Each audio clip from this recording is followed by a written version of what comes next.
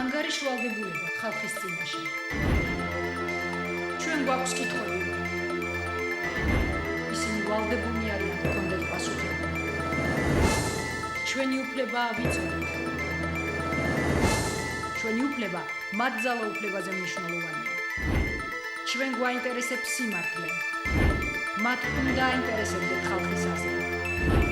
ჩვენ ველოდებით გულახდილ პასუხებს. პირდაპირ საუბარი ეკაბერიძესთან მაესტროზე. საღამოშვიდობისა თქვენ უყურებთ ასევე უსმენთ პირდაპირ საუბარს რადიო მაესტროს ეთერში FM 94.7-ზე. მიხეილ სააკაშვილისთვის მნიშვნელოვანი არა ის თუ სად იქნება იგი 2013 წლის შემდეგ, არამედ ის თუ როგორი იქნება ჩვენი ქვეყანა 2 წლის შემდეგ. საქართველოს პრეზიდენტი თავისი მომავალი პირადი კარიერის თემაზე კომენტარს არ აკეთებს.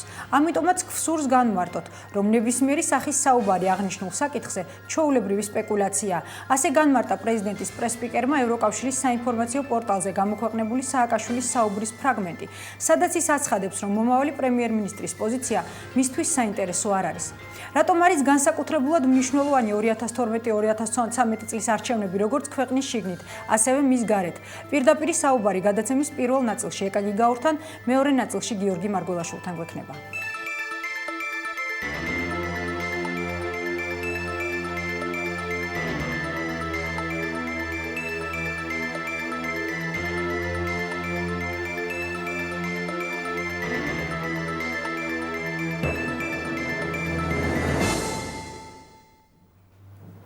თქვენ უყურებთ ასევე უსმენთ პირდაპირ საუბარს რადიო მაესტროს ეთერში. საერთაშორისო გამჭვირვალობა საქართველოს აღმასრულებელი დირექტორი ეკაგი გაურია ჩვენი სტუმარი. ეკა, მოგესალმებით. გამარჯობათ. თქვენ გქონდათ შეხვედრა ნატოს დელეგაციასთან. მე მაინტერესებს, იყო ეს იმ ტიპის შეხვედრა, როგორიც ტარდება ხოლმე არასამთავრობო ორგანიზაციებთან, ანუ რაღაცა მორიგი შეხვედრა, თუ განსხვავდებოდა დანარჩენი შეხვედრებისგან, ანუ რამდენად მნიშვნელოვანი იყო ის? მე მინდა ვთქვა, რომ იყო ძალიან მნიშვნელოვანი.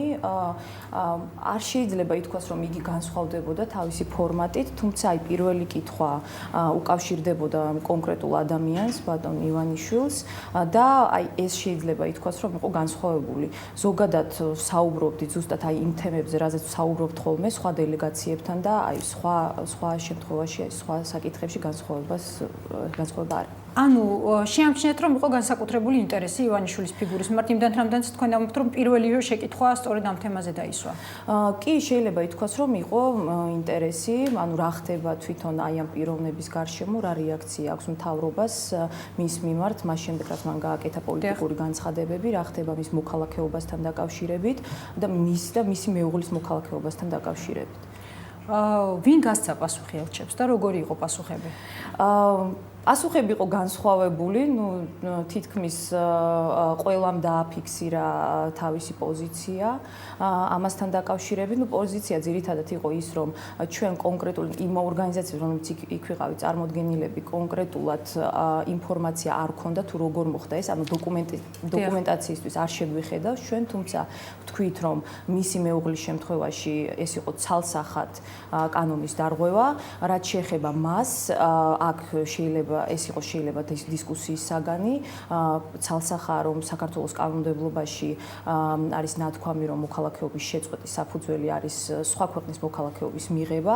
ამ შემთხვევაში კი ეს შეიძლება გამართლებული ყოფილიყო, თუმცა თუ კი ჩვენ საუბრობთ მაგალითად იმაზე, თუ რა დგას ამ განსაკუთრებული შემთხვევების უკან, რის გამოც პრეზიდენტი მოქალაქეობას ანიჭებს პიროვნებას, მაშინ უკვე აქ სხვა რამეზე შეიძლება ვილაპარაკოთ, რადგანაც ამ შემთხვევაში ივანიშვილის შემთხვევაში ეს იყო განსაკუთრებული შემთხვევა, მან მიიღო ეს მოქალაქეობა განსაკუთრებული წვლილის გამო და ამიტომ, ანუ ეს დისკუსიის საგანია. იყო თუ არა თვითონ ელჩების მხრიდან რაიმე შეფასებები ან რაიმე კომენტარი ამ თემასთან დაკავშირებით? იცით, აი ამით ზუსტად არ განსხვავდებოდა ამ შეხვედრის ფორმატი, როგორც წესი, კონკრეტული კომენტარები არ არის ხოლმე ელჩების მხრიდან, უბრალოდ ისინი სვავენ დამატებით კითხვებს, თუ კი აი რაღაცა არის გაუგებარი და აი ზუსტად დამატებითი კითხვები დაგვისვეს და ამით დამთავრდა მათი პირადი პოზიციები აქ არ იყო წარმოქმნილი. კიდევ რა კონკრეტული საკითხები აინტერესებდათ მათ?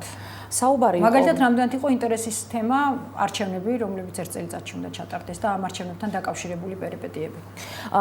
არჩევნების საკითხებზე ჩვენ ვისაუბრეთ, კი, მაგრამ მათ აინტერესებდა თვითონ საარჩევნო რეფორმა, იმდენად, რამდენადაც უბრალოდ კითხეს, თუ კი ექნება სხვა პოლიტიკურ ძალებს შესაძლებლობა მომავალში რომ მოვიდნენ ხელისუფლებაში და აი ზუსტად ჩვენ დაუკავშირეთ ამას ამ საკითხს არჩევნების თემა, საარჩევნო რეფორმა და ვილაპარაკეთ კონკრეტულ საკითხს. ანუ თუ კი შეკითხვის ფორმულირება იყო ასეთი, ექნება თუ არა სხვა პოლიტიკურ ძალებს საშუალება რომ მოვიდნენ ხელისუფლებაში, ეს რას ნიშნავს თქვენი აზრით? ანუ გამოხატავს თუ არა ეს პოზიციას, რომ დღეს სწორედ საარჩევნო გარემო არ არის კონკურენტუნარიანი?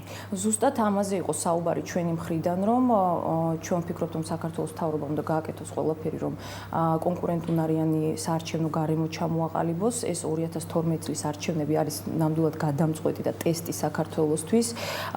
ჩვენ ეხლა ვუყურებთ სამ განსხვავებულ პროცესს, დღეს სხვათაშორის ქონდა შეხვედრა მმართველ გუნდთანაც და სარედაქციო კომისიასთან და აქ საუბრობდით, რომ არის სამი განსხვავებული მიმართულება დღეს საქართველოში. პირველი არის ახალი საარჩევნო კოდექსის განხილვა, მეორე არის არსებულ საარჩევნო კოდექსში ცვლილებების შეტანა და მესამე არის იუსტიციის სამინისტროს მიერ შემოთავაზებული წინადადებები, რომლებიც როგორც აღმოჩნდა უკვე ჩამოყალიბებულია და დაწერილია და გაგზავნილია ვენეციის კომისიაში. და ჩვენ ზუსტად ამაზე ვსაუბრობთ, რომ ეს რაღაც სამი განსხვავებული პროცესი რაღაცნაირად ერთ პროცესად უნდა ჩამოყალიბდეს და გაუგებარია რა საჭირო არის ესეთი განსხვავებული პროცესების შექმნა, ეს ხელოვნურად არის თუ უბრალოდ ასე მოხდა, ნამდვილად ვერ გეტყვით. რა საჭიროა თქვენი აზრით? ანუ რა მიზანი შეიძლება ემსახურებოდეს თქვენ დააკვირდებით დიდი ხანია საარჩევნო გარემოსთან დაკავშირებულ პროცესს? იცით, აი ვერ გეტყვით ეხლა, იმიტომ რომ ეს მესამე პროცესი დაიწყო ზუსტად მას შემდეგ, რაც ბატონმა ივანიშვილმა და ნუ ახლა ჩვენ ვფიქრობთ, რომ იმის გამო, რომ ეს მესამე პროცესი დაჩქარდა, კონკრეტულად ვამბობ პარტიების დაფინანსებასთან დაკავშირებულ საკითხებს, რადგანაც აი ამ საკითხების განხილვა ეხლა დაჩქარდა, შეიძლება ეს კავშირში იყოს იგივე ბატონ ივანიშვილის გამოჩენასთან. თუმცა დღეს გვარწმუნებდნენ მმართველი გუნდის წევრები, რომ ეს ასე არ არის და ისინი დიდი ხანია ფიქრობენ იგივე გრეკოს რეკომენდაციებზე და დიდი ხანია უნდათ მათ ეს რეკომენდაციები გაითვალისწინონ. მე შევახსენებ ჩვენს მსმენელს გრეკოს რეკომენდაციები წარმოდგენილი იქნა საქართველოს მთავრობისთვის ჯერ კიდევ ივნისში, ანუ ზაფხულში იყო ამაზე საუბარი და ისინი არ იქნა ასახული არც ახალ საარჩევნო კოდექსში და არც ცვლილებების დროსაც, ცვლილებების განხილვის დროსაც ამაზე არ ყოფილა საუბარი. რაც შეეხება საერთაშორისო ორგანიზაციებს, ეს იქნება გრეკო თუ რომელიმე სხვა ორგანიზაცია, რამდენად ზუსტად ახორციელებს ხელისუფლება ცვლილებებს ინფორმულირებებით, როგორც არის ამ რეკომენდაციებში? იცით, ანუ ხომ არ ხდება დაუშვათ პოლიტიკური ნიშნით რეკომენდაციების მორგება და დაკონკრეტება ისე, როგორც აძლევს ხელს ეს მმართველ ძალას. დღეს ზუსტად ამაზე იყო საუბარი ამ სარედაქციო ჯგუფის შეხვედრაზე. ოპოზიციური პარტიების წარმომადგენლებმა ზუსტად ეს თქვეს, რომ როდესაც არის საუბარი მაგალითად ვენეციის კომისიის რეკომენდაციებზე, რომელიც შეეხება გუბერნატორების არჩევას, ეს იგნორირებული არის მთავრობის მხრიდან, მაგრამ სხვა დანარჩენი რეკომენდაციები, რაც შეიძლება ხელსაყრელი იყოს მთავრობისთვის, ისინი გათვალისწინებულია. ანუ ჩვენ ვხედავთ ამ ორ მაგ სტანდარტებს, ფაქტია, რომ ისინი არსებობს, თუმცა აი ზუსტად ვფიქრობდით, რომ ზოგიერთი ეხლა ესეც არის პრინციპში პრობლემა, რომ როდესაც საერთაშორისო ექსპერტები რაღაც რეკომენდაციას გვთავაზობენ, მათთვის ძალიან მნიშვნელოვანია, რომ ზუსტად იცოდნენ ეს პოლიტიკური კონტექსტი, ანუ ქვეყნის კონტექსტი. თუ ეს კონტექსტი მათ არ იციან, შეიძლება რეკომენდაცია მცდარიც იყოს, თუმცა არის რაღაცა აი ნორმები, რაც აუცილებელია, რომ გათვალისწინებული იქნას ნებისმიერ სახელმწიფოში, ვისაც უნდა რომ შექმნას კონკურენტუნარიანი გარემო, ეს შეიძლება, იგივე მაგალითად დამოუკიდებელი სააგენტოს შექმნა, რომელიც აკონტროლებს პარტიების დაფინანსებას. ეს არის ყველა განვითარებულ ქვეყანაში და ამის შექმნა არის აუცილებელი. ანუ როგორც დამკვირვებელმა შეგიძლიათ გამოიტანოთ ასეთი დასკვნა, რომ მართველი გუნდი ცდილობს რაღაცნაირად ეს რეკომენდაციები პოლიტიკური სიტუაციის, პოლიტიკური ამინდის ცვლილებასთან მიმართებაში განახორციელოს ან არ განახორციელოს. იცით, აი რადგან რეკომენდაციები როგორც წესი არის მრავალგვარი და ძალიან ხშირად მინდა ვთქვა, რომ ზოგიერთი რეკომენდაცია ეს ცალსახა არ არის. აი სიტყვა, როდესაც ჩვენ ვლაპარაკობთ მაგალითად იურიდიული პირების მიერ საარჩევნო კამპანიის დაფინანსებაზე, ხომ? ასეთი ცალსახა რეკომენდაცია არ არის, რომ უნდა დაერთოთ მათ ნება, რომ დააფინანსონ წინასაარჩევნო კამპანია თუ არა.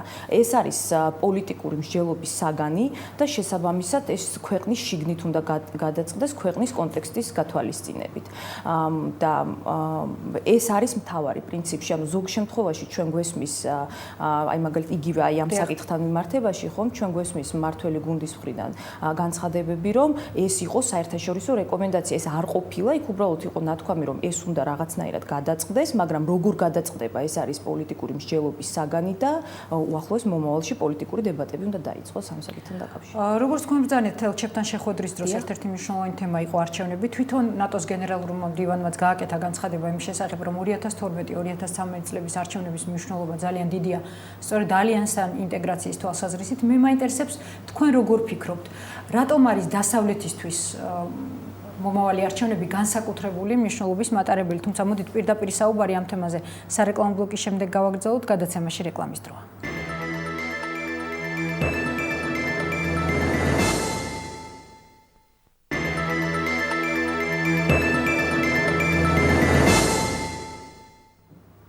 ვაგრძელებთ პირდაპირ საუბარს ეკა გიგაურთან. ეკა ნატოს გენერალურმა მდივანმა თავად გააკეთა განცხადება იმ შესახებ, რომ 2012-2013 წლის არჩევნებზე ძალიან არის დამოკიდებული ჩვენი ევროატლანტიკურ ალიანსთან ინტეგრაციის ბედი.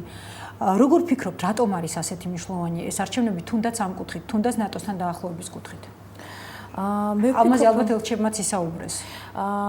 კი, მე ვფიქრობ, რომ მნიშვნელოვანია იმის გამო, რომ დღეს ჩვენ ვართ ისეთ სიტუაციაში, როდესაც ძალთა ბალანსი არ არის წარმოდგენილი ქვეყანაში, როდესაც აღმასრულებელი ხელისუფლების ორგანოები არის ძალიან ძლიერი და პარლამენტი არის ძალიან სუსტი.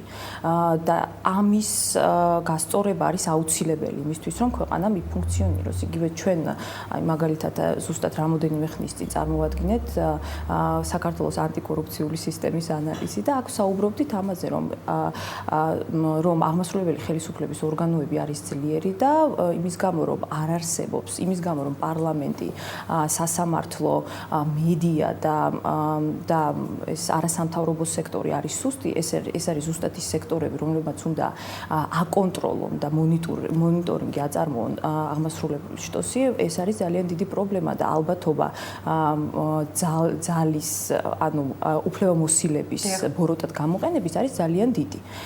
და ამას ხედავს ყველა და ეს ჩანს ყველგან. ამიტომ რა განაპირობებს არასამთავრობო სექტორის სისუსტეს თქვენი აზრით? ერთია მედია და სასამართლო, მაგრამ კიდევ განსხვავებული არასამთავრობო სექტორი. რა განაპირობებს? იცით, ალბათ ის, რომ ძირითადად მთელი არასამთავრობო სექტორი მაინც დონორების დაფინანსებაზე არის დამოკიდებული. და ზოგი ხელფასების პრობლემაც არის, რომ ხელფასები არის ძალიან დაბალი. აქედან გამომდინარე კვალიფიციური კადრების მოზიდვა არის ძალიან რთული. და ეს რაღაც ერთობლივ ეს დიდი პრობლემა არის, ძალიან ბევრი რაღაც პატარა შემადგენელი ნაწილებისგან შედგება და საბოლოოდ სახეზე გვაქვს ის, რომ არასამთავრობო სექტორი არის სუსტი. არაერთი განცხადება გაკეთდა არასამთავრობოებთან დაკავშირებით. ჰილარი კლინტონმა განსაკუთრებით გააკეთა აქცენტი იმაზე, რომ არასამთავრობო სექტორი აუცილებლად უნდა იყოს ძლიერი და რა მნიშვნელობა აქვს ამ სექტორს. ამ სექტორს, როგორც თქვენ ბრძანეთ, ძირითადად აფინანსებენ დონორები, უცხოური ორგანიზაციები. რამდენად დამოუკიდებლები არიან ისინი იმ ორგანიზაციის შერჩევაში, ვინც უნდა დააფინანსონ? მე ვფიქრობ, რომ დამოუკიდებლები არიან. მაშინ რატომ არის სუსტი არასამთავრობო სექტორი? იმიტომ რომ იგივე ეს არის კავშირში მე მგონი კვალიფიკაციის დონესთანაც რა, იმიტომ რომ მე ვარ რამოდენიმე კომისიის წევრი, რომელიც არჩევს პროექტებს და შემდეგ წარადგენს დამოუკიდებელ აზრს და ამის შემდეგ დონორები წყვიტავენ დააფინანსონ თუ არა ესე თუ ის პროექტი. მე მინდა გითხრათ, რომ ძალიან დიდი პრობლემა არის თვითონ იდეებთან დაკავშირებით, როგორ ჩამოაყალიბოთ მაღალი პროექტები, ანუ პროექტების წერის კულტურაც არ არის რა რეალურად საქართველოში. ამიტომ ნუ ახლა მე ყველაზე ვერ მიდის ის ფინანსები არ ჯობს რომ მოხმარდეს განვითარება სწორედ კვალიფიკაციის ამაღლების თვალსაზრისით. ამაზეც აი ახლა მე მგონი ახალი მიდგომა არის დონორების მხრიდან და ამაზეც ხარჯავენ ფულს, ძალიან რაღაც გარკვეულ ნაწილს, რომ ასწავლონ არასამთავრობო სექტორს, როგორ შექმნან პროექტი, როგორ განახორციელონ ეს პროექტი. ეს არის ძალიან მნიშვნელოვანი. ფიქრობ თუ არა რომ საქართველოში არსებობს არასამთავრობო სექტორის ერთი ნაწილი, რომელიც უშუალოდ დამოკიდებულია ხელისუფლებაზე და მის ფინანსებზე? ნამდვილად ვერ გეტყვით რამდენად დამოკიდებულები არიან მათ ფინანსებზე, არ ვიცი მათ შემოსავლების წყაროები, მაგრამ რა თქმა უნდა არსებობენ არასამთავრობო ორგანიზაციები, რომლებიც ემხრობიან მთავრობის პოლიტიკას და არ აკრიტიკებენ მათ. და ამაში მე არ მგონია რომ რაღაც ცუდი არის ამაში, ან განსხვავებული აზრი უნდა იყოს, შეიძლება მათ სჯერათ. ანუ პოლარიზებული არის თუ არა დღეს საქართველოში არასამთავრობო სექტორი, არა პოლიტიკური ნიშნით გულისხმობ. იცით, აი ვერ გეტყვით, არ მგონია, მაინც განსხვავებული აზრები არის, მაინც, თუმცა არის აი ესეთი დამოკიდებულებაც, რომ ძალიან რთულია, როდესაც შენ ამბობ რაღაც მიუკერძოებელ აზრს, როდესაც აი ჩვენც ძალიან ხშირად გქონია ესეთი შემთხვევა, როდესაც ჩვენ გვითქვამს, კარგი რამ ხელისუფლებას, ნუ ახლა ჩვენ ყოველთვის ვამბობთ, რომ მცირე დონეზე კორუფცია არ არის საქართველოში და ძალიან დიდი მიღწევები არის. ამ შემთხვევაში ჩვენ არასამთავრობოების მხრიდანაც ვიღებთ შენიშვნებს და ვამბობთ, რომ ნუ მე ესეთი რაღაც გამიგია რომ ვარ სატელიტი ხელისუფლებისა, თუმცა როდესაც ჩვენ ვაკრიტიკებთ ხელისუფლებას, ეს ხელისუფლებისთვის არის ძალიან მტკივნეული და ნუ ამ შემთხვევაში მათი მხრიდანაც რაღაც კომენტარებს ვიგებ. კარგით, მოდით საარჩევნო სისტემას მინდა ისევ დავუბრუნდეთ. მე მაინტერესებს რა სიტყვით იმ ფორმატზე, რომელიც მიმდინარეობდა ხელისუფლებასა და ოპოზიციურ ვიან შორის. მე ვიცი რომ თქვენ აკვირდებოდით ამ პროცესს. როგორ ვითარდებოდა მაშინ პროცესი, როგორ იქცეოდნენ მხარეები? იცით, მე ვფიქრობ, რომ რაღაც პერიოდის განმავლობაში თითქოს ჰქონდათ მათ შეხების წერტილი და ცდილობდნენ, რომ მოლაპარაკება მომხდარიყო და რაღაცაზე შეთანხმებულიყვნენ. თუმცა თვითონ ხელისუფლების მხრიდან ის რომ მე როგორც მახსოვს, მათ საბოლოოდ გამოაცხადეს თუ რაზე იყვნენ წამსვლელები და ეს არ იქნებოდა განხილვის თემა შემდგომში, მე მგონი 12 პუნქტი წარმოადგენს მათ, სადაც ისინი საუბრობდნენ თავიანთი მხრიდან დათმობებზე. ეს ფორმატი იქნა მიუღებელი ოპოზიციის, რომ რამოდენიმე ოპოზიციური ძალისთვის, ნუ ვერ გეტყვით ახლა პრინციპში, აი არ ვიცი რატო რა რითი იყო გაპირობებული მათი გადაწყვეტილება, ხომ ყველას თავისი აზრი აქვს ამასთან დაკავშირებით. კარგია პროცესში მონაწილეობა ერთის მხრივ, თუმცა თუ კი შენ ფიქრობ, რომ ამ პროცესს არაფერი არ მოაქვს, რეალურად ჯობია რომ ან თქვენ ვფიქრობთ, რომ ეს პროცესი შედეგს არ მოიტანდა? იცით დაუშვათ რუიანი დარჩებოდა ერთიან იცით საბოლოოდ რაღაც შედეგამდე მივედით, ხომ ესია, რომ აი ეხლა მიმდინარეობს განხილვები არსებულ საარჩევნო კოდექსში ცვლილებების შეტანასთან დაკავშირებით. ეს არ შეცვლის საარჩევნო სისტემას, ეს არ არის ისეთი ცვლილებები, რომლებიც ძირეულად შეცვლის მთლიანად საარჩევნო გარემოს საქართველოში, თუმცა ზოგიერთი პოლიტიკური პარტია თვლის, რომ ამ ეტაპისთვის ეს არის საკმარისი და ეს მათი უფლება არის. ეკა, მე ვიცი რომ თქვენ სხვა რასამთავრობებთან ერთად რამდენიმე დღის წინ გქონდათ ბიძინა ივანიშვილთან შეხვედრა. მე მაინტერესებს თქვენი შთაბეჭდილება იმის შესახებ, თუ რა იყო ივანიშვილის მთავარი გზავნილი არასამთავრობოების მიმართ, ანუ რას ემსახურებოდა ეს შეხვედრა? ძალიან მიჭირს თვითონ აი ამ შეხვედრის შეფასება, მე კითხვა არ დამისვავს და არც კომენტარი გამიკეთებია. ეს იყო ძალიან ფართო შეხვედრა, ძალიან ბევრი არასამთავრობო ორგანიზაცია იყო მიწვეული, ასეთი ფორმატის შეხვედრის დროს ძალიან ძნელია რაღაც კონკრეტული ინფორმაციის მიღება. მე ვფიქრობ, რომ ბატონ ივანიშვილს გაუჭირდა კიდევაც, იმიტომ რომ ზოგი კითხვას ვსვავდა, ზოგი რაღაც კომენტარს აკეთებდა და მეც ჩემთვისაც ძალიან რთული იყო, მე არ ვიცოდი რა უნდა მეთქვა იმ მომენტში, კომენტარი უნდა გამეკეთებინა თუ კითხვა უნდა დამესვა. თავარი გზავნილი ალბათ ის იყო, რომ მას აინტერესებს, რას ვფიქრობთ ჩვენ და ეს არის ძალიან კარგი. მაგრამ მე ვფიქრობ, რომ ალბათ ცოტა უფრო ვიწრო წრეში უნდა მომხდარიყო შეხვედრა სხვადასხვა თემებთან დაკავშირებით და ამ შემთხვევაში მისთვის უფრო გასაგები იქნებოდა ჩვენი პოზიციები. ეს აი ნამდვილად ცოტა ორგანიზების თვალსაზრისითაც მე ვფიქრობ, რომ ცოტა უკეთესად შეიძლებოდა რომ ორგანიზება გაკეთებულიყო, თუმცა ნუ ალბათ პირველი შეხვედრა ესეთიც უნდა ყოფილიყო. და კიდევ ერთი ეკა იმ შეცვლილ პოლიტიკურ რეალობაში, რომელთანაც გვაქვს დღეს საქმე, თქვენი აზრით, წინასაარჩევნო პერიოდში რა როლი შეიძლება რომ ითამაშონ არასამთავრობო ორგანიზაციებმა? რამდენად მნიშვნელოვანია მათი ადგილი და ის თუ რამდენად ქმედითები იქნებიან ისინი? მე ვერაფერს ვერ გეტყვით ყველა სხვა დანარჩენ არასამთავრობო ორგანიზაციასთან დაკავშირებით. ჩვენ წინასაარჩევნო გარემოს მონიტორინგს შეიძლება ითქვას ვიწყებთ უკვე ნოემბრიდან, ჩვენ ვიწყებთ ძალიან დიდ პროექტებს და დავაკვირდებით ადმინისტრაციული რესურსების გამოყენებას და ზოგადად წინასაარჩევნო კამპანიის დროს დანახარჯებს, პარტიების მიერ გაწეულ დანახარჯებს. და მე ესე ყოველთვის ვამბობ, რომ პრინციპში არჩევნების დღეს დაკვირვებას უკვე აღარანაირი აზრი არ აქვს საქართველოში ესეთი სიტუაცია გვაქვს და ამის გამო ზუსტად ვიწყებთ ცოტა ადრე ამ საკითხებზე მუშაობას. ძალიან დიდი მადლობა. ეკა გიგაური იყო ჩვენი სტუმარი გადაცემაში რეკლამის დრო, რეკლამის შემდეგ გიორგი მარგოლაშვილთან ერთად დავბრუნდებით.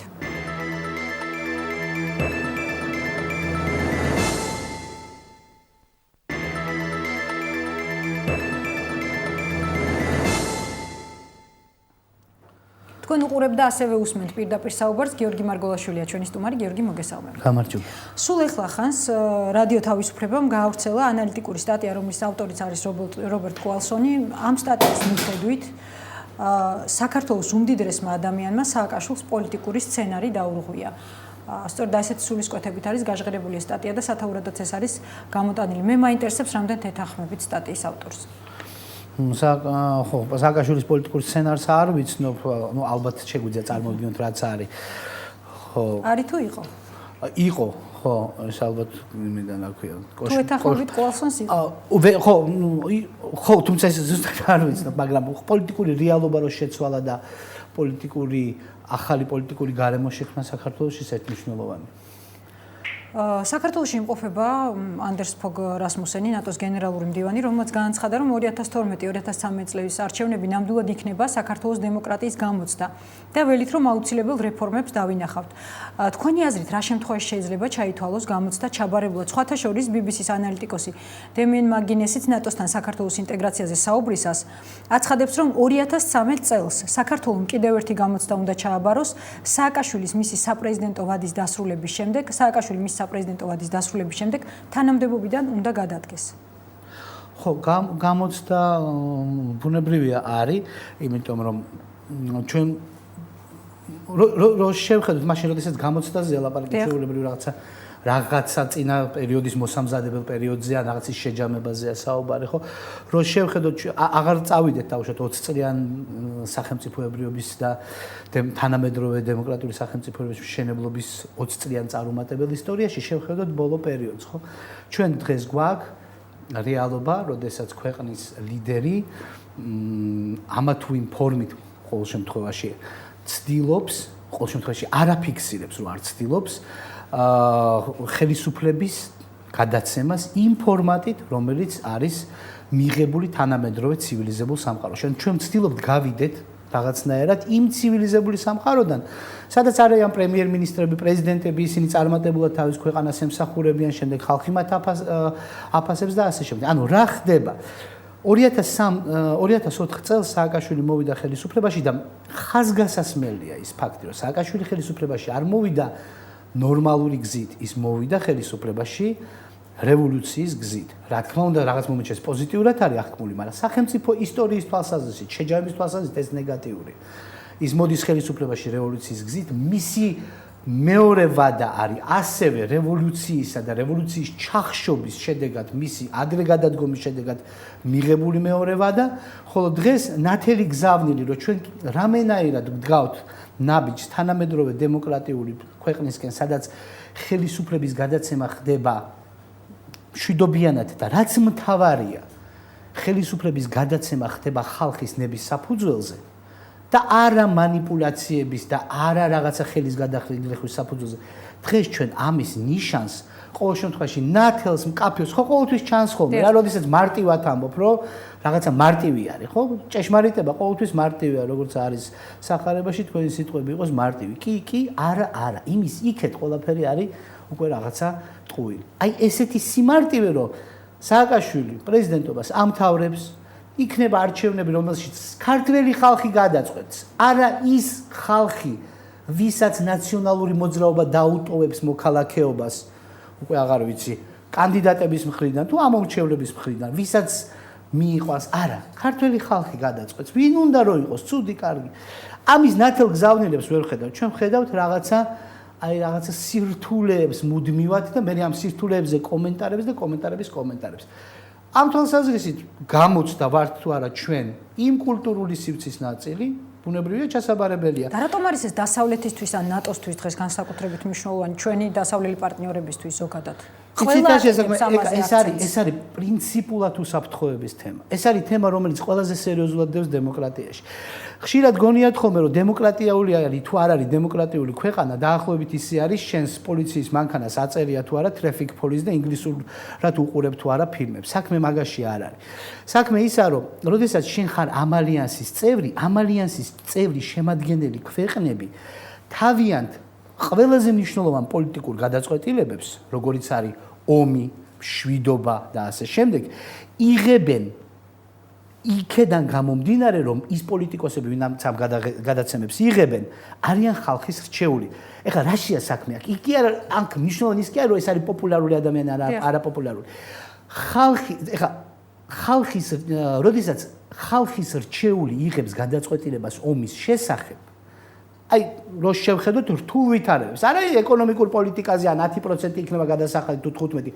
ომი, მშვიდობა, აი ესეთ თემებზე, როდესაც იღებს გადაწყვეტილებას ხალხის რჩეული, მე სხვა ქვეყნის პრეზიდენტი, ან მე მისი მოკავშირე, სხვა ქვეყნის წარმომადგენელი, ამ მოკავშირე ვიცი, რომ ამ ადამიანის უკან, როდესაც ისაუბრებს, რომ მივდივართ ომში, დგას მისი მოსახლეობის თანხმობა ამ ადამიანთან.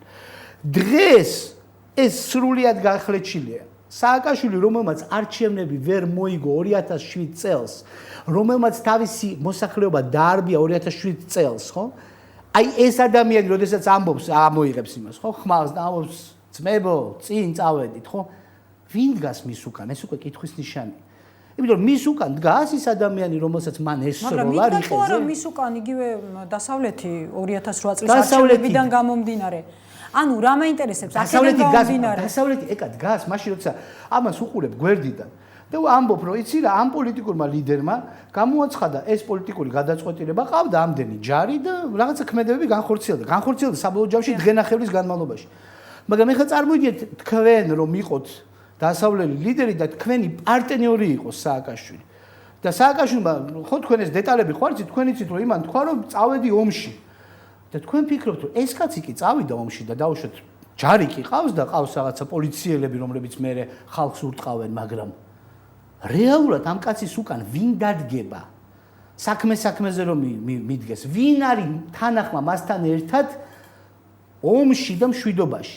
აი ამით აქედან გამომდინარე დემოკრატიულობა მნიშვნელოვანია როგორც ჩემთვის როგორც უკვე ალიანსის წევრისთვის იმის მაჩვენებელია რომ შენ როგორც პოლიტიკური ლიდერი და მთავარსარდალი უკვე არა როგორც პოლიტიკური ლიდერი და პოპულარული ხარ და იქ დაცურავან, დახტუნავან, ტანკს ატარებან, თვითმფრინავიდან ხდები. არა, როგორც მთავარსარდალი შენს უკან დგას ხალხი. მაგრამ რა შეიძლება დგას ამ ლიდერის უკან ხალხი. მე ძალიან მომეწონა ეს მიტინგი, რომ ჩვენ ვართ 99%. აი ესაა რეალობა. შენ შეიძლება გყავდეს სულ ქვეყანაში 100 შეიარაღებული ადამიანი და 100-ვე შენ მხარეს იყოს, მაგრამ ეს არ ნიშნავს, რომ შენ ხარ მთავარსარდალი. რა შეიძლება სამართლიან არჩევნებს, გიორგი, რამდენად ემთხვევა ამ შემთხვევაში ჩვენი დასავლელი პარტნიორების, როგორც ამერიკის შეერთებული შტატების, ასევე ევროპელი და ქართული ხალხის გემოვნება. გავიხსენებ იგივე 2008 წლის არჩევნებს, როდესაც ძალიან დიდი მნიშვნელობა ჰქონდა დასავლეთის პოზიციას. როგორ ფიქრობთ, ემთხვევა თუ არ ემთხვევა? არ ემთხვევა. მაგრამ ერთია, როცა მე ეს არ ემთხვევა, რომ სხვა ქვეყანაში, რომელთანაც დამოკიდებულება ესეთი მაქვს, რომ ეს ქვეყანა პრინციპში საით მიდის, მაინტერესებს დაახლოებით, გეოპოლიტიკურად რა როლს თამაშობს, მეორეა, რომ კიდევ ერთხელ, თუ ეს ქვეყანა უნდა იყოს ჩემი თანამებრძოლი ხარ შენ უკვე, ხო, როცა ნატოს წევრი ხარ. ეს იმას ნიშნავს, რომ ჩვენ ერთად უნდა ვიბრძოლოთ. არა ისე რომ დავშოთ ჩვენ ჯარისკაცი გამოაგზავნოთ ჩემთან. კი ბატონო, ჯარისკაცი, მაგრამ როცა ჩვენ ერთად უნდა მივიღოთ პოლიტიკური გადაწყვეტილებები, მარჯვნივ წავიდეთ თუ მარცხნივ, შენ უკვე თანასწორი ხდები. აი როცა თანასწორი ხდები, მე მაინტერესებს ის ძალა, რომელიც შენ რეალურად დაბალანსებული სტრუქტურა ხარ თუ არა. თუ შენ ხარ რომელიღაცა მშვიდობიანად განწყობილი ჩემს მიმართ ქვეყანა, იქ ამ დეტალებში არ შევდივარ.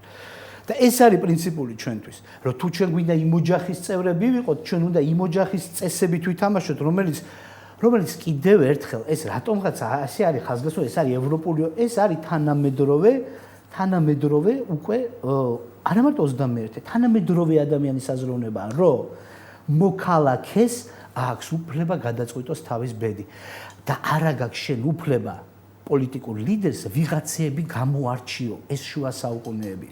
აი ვართ ჩვენ ევროპის ნაწილი და არა ევროპის ნაწილი კი არა, ვართ ჩვენ შუა საუკუნეებში, თუ ვართ ჩვენ 21 საუკუნეში, ამაზეა დღეს ლაპარაკი.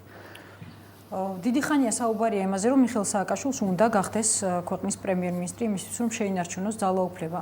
გავრცელდა გუშინ მიხეილ სააკაშვილის ინტერვიუ, რომელიც ამბობს ამ ინტერვიუში, ჩვენი ახალი კონსტიტუციის თანახმად პრეზიდენტი მნიშვნელოვან ძალაუფლებას ინარჩუნებს და პრემიერ-მინისტრიც მნიშვნელოვანია, მაგრამ მთლიანად პარლამენტზეა დამოკიდებული.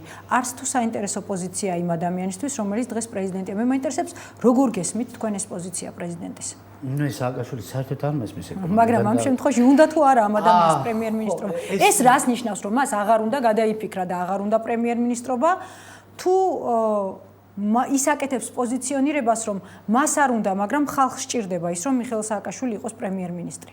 ძნელი საქმეა. მე იცით რა შესაძლოა სააკაშვილი ალბათ მისი პიროვნების მრავალ შრეობიდან გამომდინარე არის რა ის ხან აღმაშენებელი ხან ვაშინგტონი და ხან ათათურქი. შეიძლება ერთდროულად ყველაფერი ეს ხდებოდეს. ასე რომ არის ეგეთი მდგომარეობები ფსიქიკაში, სხვა ჩვენს ეს ქაორების, გასამების მომენტი და შეიძლება რაღაც მომენტში ეს პიროვნებები ერთმანეთსაც კი ეწინააღმდეგებიან, იმიტომ ერთის მხრივ ვაშინგტონი ალბათ ეუბნება, რას ამბობ მიშა, დაბალანსებული ლიდერი ხომ ეს ის არის, რაც მე მინდოდა რომ ყოლოდა და მეორის კი დავით აღმაშენებელი ალბათ ეუბნება, რომ არა შენ უნდა დაიბრუნო ტერიტორია. ეს ძნელი საქმეა, საერთოდ სააკაშვილის კომენტირება მისი არა აქვს ამას მნიშვნელობა, იმიტომ რომ როდესაც ის ამ ესეთ ინტერვიუში რაღაცა ესეც აფიქსირებს, ამის უკან ჩვეულებრივ არაფერი არ დგას ხოლმე. როდეს ისე როგორც არაფერი არ დგას ხოლმე ძალიან სერიოზული პოლიტიკური განცხადებების უკან. ხა იმავე ინტერვიუში ამბობს, რომ რუსეთთან დაუშვათ შეიძლება გაგვირთულდეს ურთიერთობაო კიდევ უფრო და მაგრამ გრძელდება ეს, თუმცა ჩვენ იმედი გვაქვს, რომ ესე არ მოხდება. თუმცა ჩვენ იმედი გვაქვს, ეს ალბათ ხო ისევა ეს სხვადასხვა პიროვნებები ხან ერთი ხან მეორე ხან შეიძლება რაღაცა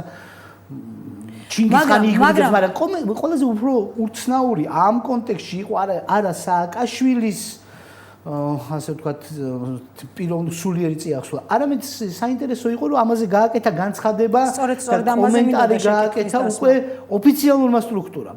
რომლის კომენტარი მისმა პრესპიკერმა. მისმა პრესპიკერმა, რომელმაც თქვა, რომ სააკაშვილი თავის კარიერასთან დაკავშირებით განცხადებებს არ აკეთებს. ესეც საინტერესო თვისებაა, რატო სააკაშვილი კარიერა არ არის პრეზიდენტობა, რავი, ხო კარიერა შეიძლება იყოს. მოკლედ, აქ არის სრული ისეთი დაბნეულობა, რომელშიც ჩვენ რო გავერკვათ, ალბათ ძალიან რთული. მაგრამ ეს დაბნეულობა ხომ არ არის იმის ნიშანი, თუ რა ხდება პრეზიდენტის გუნდში? ანუ ხომ არ უშვებთ ესეთ სიტუაციას, რომ პირველი განცხადების შემდეგ გუნდში იყო გარკვეული გაუგებრობა იმასთან დაკავშირებით, ტოვებს თუ არა მათ ლიდერი. და ხომ არ გამოიწვია პრესპიკერის შემდგომი განცხადება სწორედ აი ამ დაბნეულობამ. როგორ ფიქრობთ? რა შეიძლება იდგეს ამის უკან? ამის უკან ხო?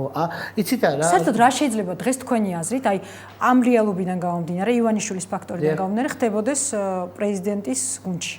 მე მგონი რაც ხდება, ჩვენ კიდევ ერთხელ ის ხალხი, რომელიც იქ არის, ალბათ მათ ძალიან რთული ისედაც რთული ცხოვრება აქვს, იმიტომ რომ ძნელია ასეთ ლიდერთან ერთად ასეთი მობილურ და ასეთ პიროვნულად მრავალ შრიან ლიდერთან ერთად მოღვაწეობა, მაგრამ მეორეს მხრივ ხო, წარმოვიდგინეთ, ერთ დღეს შეიძლება იყოთ ვიცე-ნოინი მაგალითად, მეორე დღეს იყოთ მეჭურჭრე თუ ხუცესი, მესამე დღეს იყოთ რაღაცა ხედართმთავარი, მაგრამ ამასთან ხო და ეხა შიგნით რა ხდება?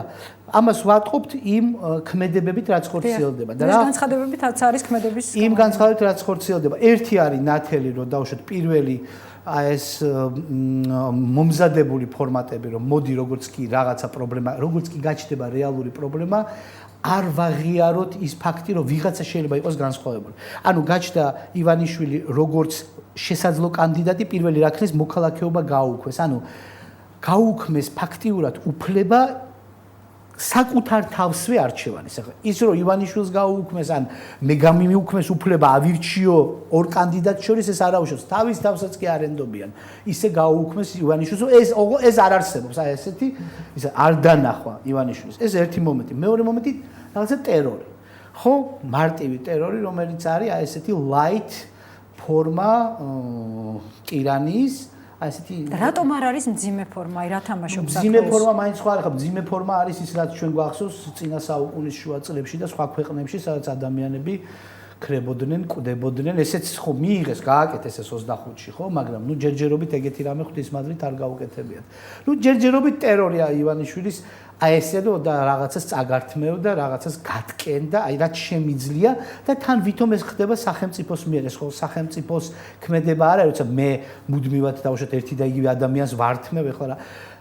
და შემდეგ უკვე ამის შემდეგ ცოტა აზემოსული და ამოსუნთქული იმის მერე, ახლა უკვე ეს რაღაცა კიდე ერთი ძალიან საინტერესო PR კამპანია ივანიშვილის წინააღმდეგ, რომელიც ნუ უკვე გადადის მე ვიტყოდი აი რაღაცა იუმორის ისეთ აი მახსოვს ერთ-ერთი ძალიან კარგი რაღაცა სტილი წამოვიდა იუმორში, კარცევი იყო რა, ჩირაპაპია, ციოდნე პატრი, რა კი, ჩირაპაპია, ციოდნე პატრი. აი ესე ლაპარაკობენ. ფული იშოვნა, პუტინმა ისაქნა ფული იშოვნა და თან რაღაცას რომ ეს მე ყველაზე მეტად მომწონს რომ რაღაცებს ესაუბრებიან და არ ესმით. ეუბნები რომ არგუმენტები მოყავთ. აი მას ვუყურებ ხოლმე ამ დებატებს. არგუმენტებს მოუყვან რომ იცი რა ეს როგორ არის ესე? მაგალითად ივანიშვილმა ხო თქვა ომზე რაღაც. თქვა, მაგრამ გამომეტყველება არ ქონდა შესაბამისი. აჰა, და აი ეს უკვე ეს ხდება ძალიან საინტერესო, მაგრამ სხვათა შორის, ნუ აი ამ როცა ვუყურებ აი ამ თელ სპექტრს, რაც ხელისუფლებამ გამოავლინა, მე შტაბეჭდილება მჩება, რომ უბრალოდ მეტი ინტელექტუალური რესურსი არ არის. თუ არის ინტელექტუალური რესურსი, მაგრამ ისინი არ არიან ჩართული ამ კამპანიაში. არა, მან ჩართვაზე არ არის. მან უბრალოდ ის დანარჩენი ვისაც ალაპარაკებენ, ისინი არიან ის ეშელონი, რომელიც გადაწყვეტილია რომ ამათ უნდა ილაპარაკონ. და რატომ არის ეს ძალიან მნიშვნელოვანი момენტია? რატომ ლაპარაკობს ის ეშელონი და არა დაუშვათ? რატომ არ ახსენებს ბიძინა ივანიშვილს მიხეილ სააკაშვილს? იმიტომ რომ დააგდონ ივანიშვილის მნიშვნელობა. იმიტომ რომ როდესაც შენ ეს ეშელონი გაკრიტიკებს, შენ ახალ შესაბამისად ამ წონითი კატეგორიის. ეს სწორი გადაწყვეტილება. ისიც სწორია რომ დაუშვათ პიარულად რომ შევხედო ხა ბუნებრივია ხა ლოგიკურ კამათში რომ შემოვიდეს. ეს ამ ხალხს ხო ესმის რასაც ეუბნებიან, ხო? ესენი ხო არ არიან შეურაცხადები, ხო? როცა ეუბნებიან რომ აი ეს დაფიქსი და ეს დაფიქსი და ეს დაფიქსი, ისინი რომ ამბობენ რომ არა მე არ მინახავს, ან არა მე არ გამიგია, ან დაფიქსირდა, მაგრამ როგორ გაბედა ტალავინის იმის მოტანა და როცა ტალავინის მოიტანეს ციტირებას რომ მოახდენ თურმე რაღაცა დოკუმენტის 20 გვერდიანის მაგალითად. ციტირება არ უნდა მოახდინო, მთლიანი დოკუმენტი უნდა მოყვე რა. აი ესეთი კონტექსტებია. ეს რო ესე აკეთებენ, ეს სწორია ბათხი მხრიდან პიარულად, იმიტომ რომ ტექნოლოგიაა ხომ ასეა?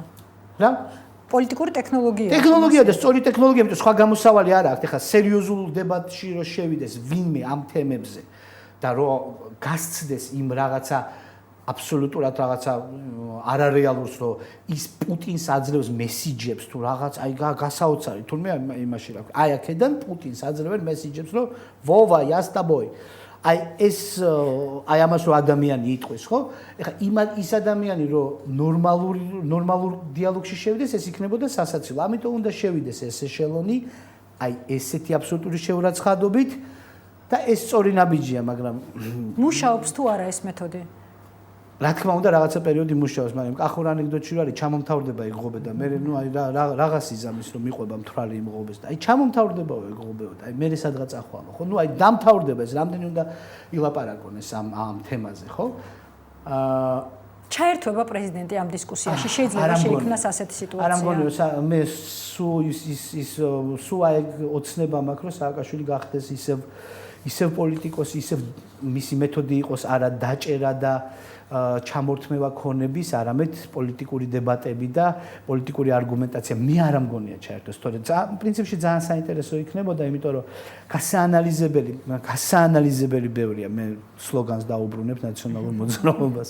შეუცვლით ისევე როგორც შეუცვალე სცენარი. გასაანალიზებელი ბევრია ძალიან და შესაძლებელია ამ ანალიზში მათ თავიანთი როლი ითამაშონ, იმიტომ რომ მართლა დღეს რა არჩევანი უნდა გააკეთოს საქართველოს, რამდენს მოიგებს საქართველოს, თუ ჩვენ ერთმანეთს მოვექცევით როგორც ცივილიზებული ხალხი. თუ ჩვენ არ გადავწყვეტთ, რომ ერთმანეთი უნდა გვეზიზღებოდეს, რომ ერთმანეთის მიმართ უნდა გქონდეს რაღაცა აი გაჩაგურის ურთიერთობა, თუ ჩვენი ურთიერთობა გადავა იმაში, რომ მოდი მართლა რა, მოდი იყოს ეს ორი პოლიტიკური ცენტრი, მოდი ვნახოთ ივანიშვილი რას გააკეთებს, მოდი ნაციონალური მოძრაობის პლუსები დავაფასოთ და ამ კონტექსტში გადავიდეთ. და გადავიდეთ არა იმ კონტექსტში, რომ მე თქვენ მოგიგებთ და მე ნახე რას გიზავთ, ან წავაგებთ და მე გაგექცევი. არა, აი რაღაცა რეჟიმში და აქედან გამომდინარე ჩვენ ქვეყანას მივცეთ შანსი. ეს ხო იმდენად ნათელია ეს ამბავი, ხო?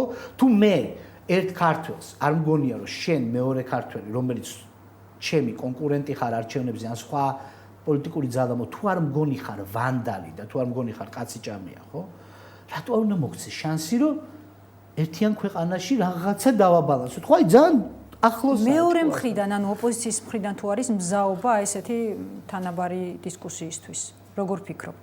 რა სიტუაციაა დღეს მეორე ოპოზიციურ ცენტრში? ანუ იმ ძალებში, ვინც არის ივანიშვილის გარშემო. მეორე ოპოზიციური ცენტრის დღეს ძირითადი სიგნალების მიმცემი არის ივანიშვილი, ხო? ივანიშვილი რესპუბლიკელები ალასანია, ხო? ეს სიგნალები არის ასევე პოლიტექნოლოგიებზე აგებული როგორც ხელისუფლების თუ ეს არის სპონტანური? ივანიშვილი ტოვებს შთაბეჭდებას, რომ ის სპონტანურია. ყოველ შემთხვევაში ამ ეტაპამდე. ივანიშვილის მესიჯებიდან ხაზგასმული იყო ის, რომ პირიქით შეიძლება ითქვას, რომ გარკვეული ნეგატივიც იყო იქ მის ლოიალობასთან, კი არა, მის აი ამ მშვიდობის მყოფელობასთან მიმართებაში, ხო?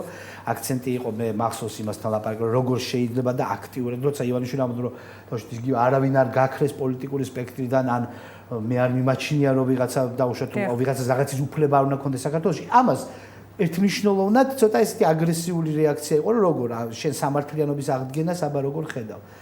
მე შთაბეჭდება მრჩება რომ იქ ესეთი დამოკიდებულება ჯერ არ არის. ყოველ შემთხვევაში ივანიშვილის მესიჯებში საერთოდ არც რესპუბლიკელების მხრიდან, არც ალასანიას მხრიდან გამომდინარე იქიდან რა პოლიტიკურ ტრადიციიდან თუ რა პოლიტიკური αφილიაციებიდან არიან ისინი წამოსულები, ეგეთი რაღაცა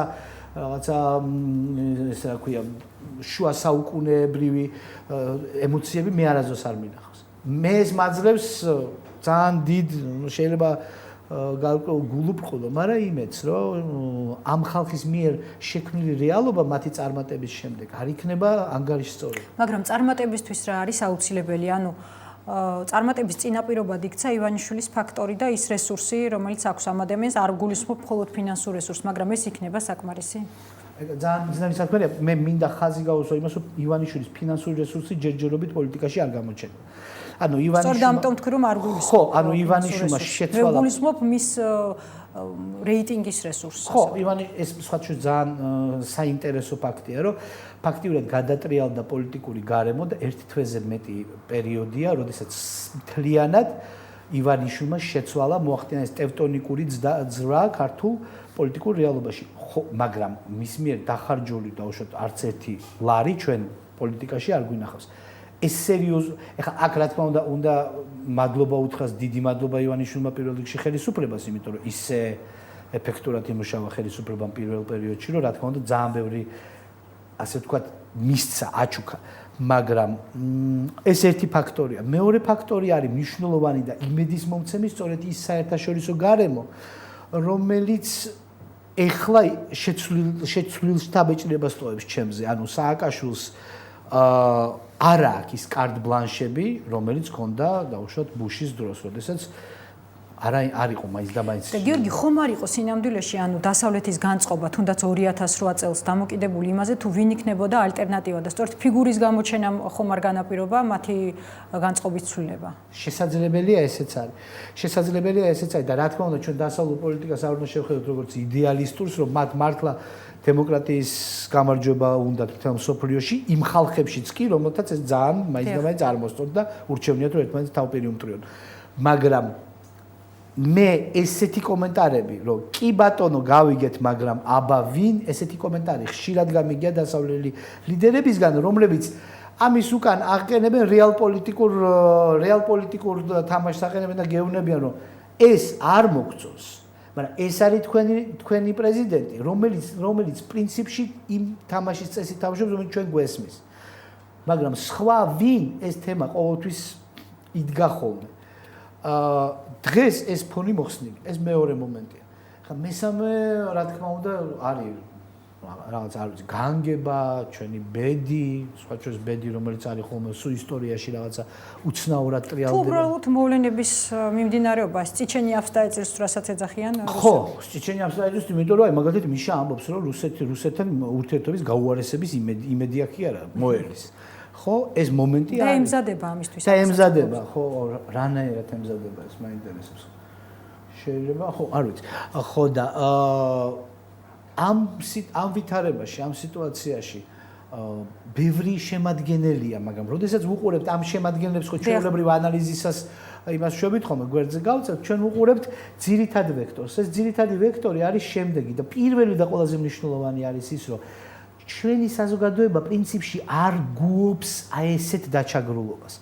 ჩვენი საზოგადოება ხა არა ვართ შაჰიდები და როდესაც 5 კაცს დახოცავენ, შეიძლება მეორე დღეს 20 კაცი თავს არ იფეთქებს, მაგრამ არც ერთს არ ძინავს იმის მერე მშვიდად. ძალიან დიდი მადლობა. მადლობთ. გიორგი მარგოლაშვილი იყო ჩვენი სტუმარი, დღეს ამით გემშვიდობებით, ხვალაც საათამდე მშვიდობიან ღამეს გისურვებთ.